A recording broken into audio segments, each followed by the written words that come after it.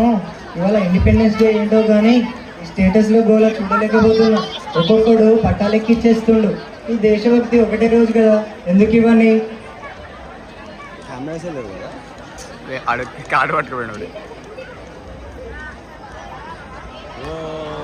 బాగానే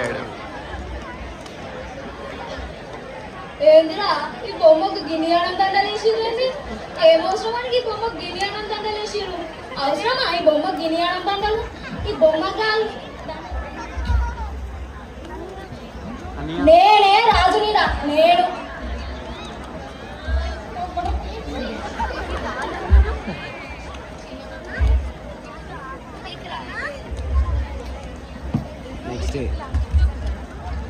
ఇది సంగతి.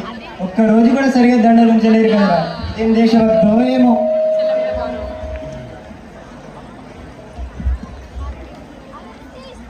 హిందూ ముస్లిం సమానమే అనుకోని నాది నిన్న గుడికి పోదాం అనుకుంటే ఏమైనా ఫోన్ ఇప్పుడు సంగతి చెప్తా నేను. పక్కనంత దారులు పక్కన నుంచి వెళ్ళొచ్చు, నన్ను ఎందుకు ఆపుతున్నావు? అదే నేను చెప్తున్నా, అంత జాగ్రత్త కదా, నీకు అట్టించబో నాది ఇట్టించబోతుంది. అయ్యో దేవుడా, ప్రొద్దునే గుడికి వెళ్దాం అనుకుంటే నువ్వేంటి నాకు ఇలా తగులుకున్నావు? పొద్దున్నే నమాజ్ చేసుకొని బయటకు వస్తే నీది నాదితో పంచాయతీ పెట్టుకుంటున్నాయి. నేను కాదు, నువ్వు అనవసరంగా నాతో గొడవ పడుతున్నావు. నీది ఎక్కువ మాట్లాడితే నాది ఇంకా ఎక్కువ మాట్లాడితే నాది వెనకాల చాలా బ్యాక్గ్రౌండ్ ఉన్నది. ఏమనుకుంటున్నావు? నాకు కూడా చాలా బ్యాక్గ్రౌండ్ ఉంది.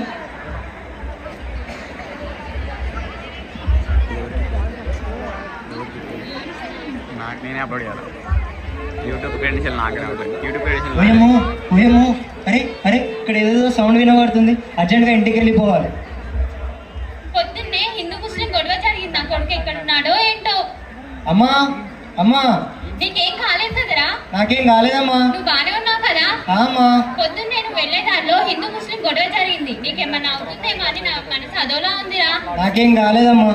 ఏంటో మన భారతదేశంలో అన్ని కులాలు అన్ని మతాలు అని భిన్నత్వంలో ఏకత్వం అని అన్ని దేశాలు గొప్పగా చెప్పుకుంటుంటే మన భారతదేశంలో ఇంకా అవే కుల మత భేదాలతో కొట్టుకుతస్తున్నారు. ఎప్పుడు మారుతారో ఏమో. అమ్మా ఆకలి అవుతుంది, కొంచెం అన్నం పెట్టు. సరేనా, ఇకపై అటు వెళ్ళేటప్పుడు జాగ్రత్త. అలాగే అమ్మా.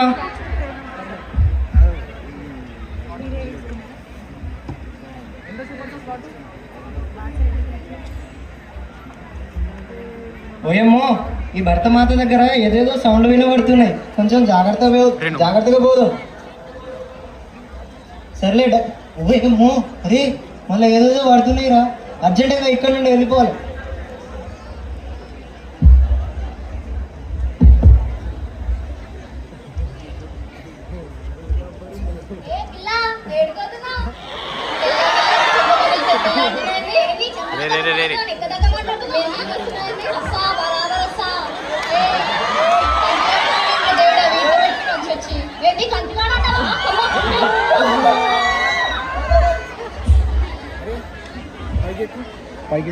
కింద కెమెరా రా రే, పట్టుకో. అడ్డం రాగ్రీ. పక్కింటి నాన్నకు చెప్పింది మీ కాలేజ్ లో ఎవరు అమ్మాయిని ఒక అబ్బాయి ఏడిపించాడంట కదా. అదేం లేదమ్మా, చిన్నప్పుడు వదిలేసాయి. విజయానికి ఇచ్చే కెమెరా.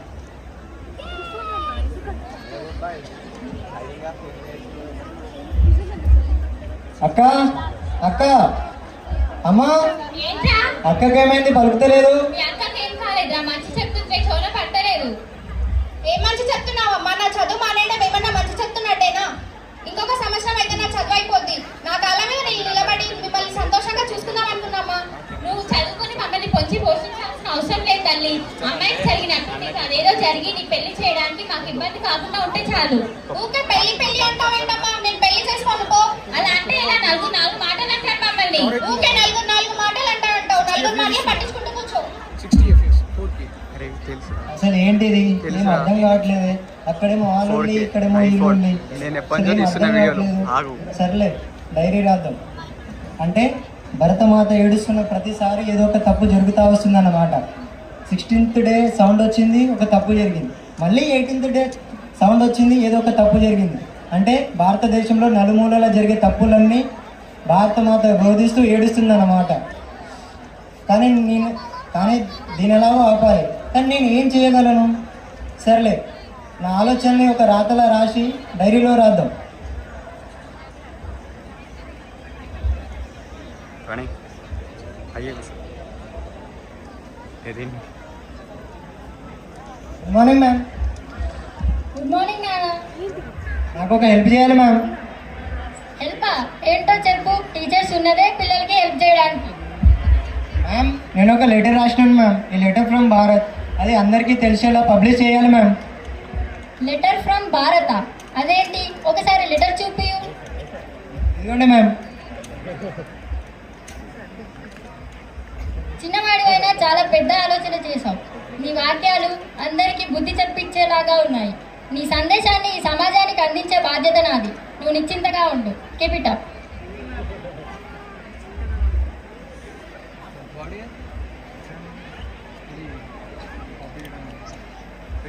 నా కూతురు చదువు ఆపేసి నేను తప్పు పని చేశాను.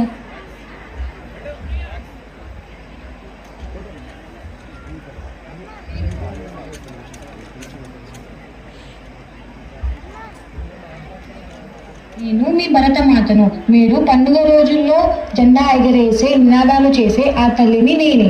సంవత్సరంలో 2 రోజులు నా పేరును ఆకాశంలో ఎగరేస్తారు మీరు.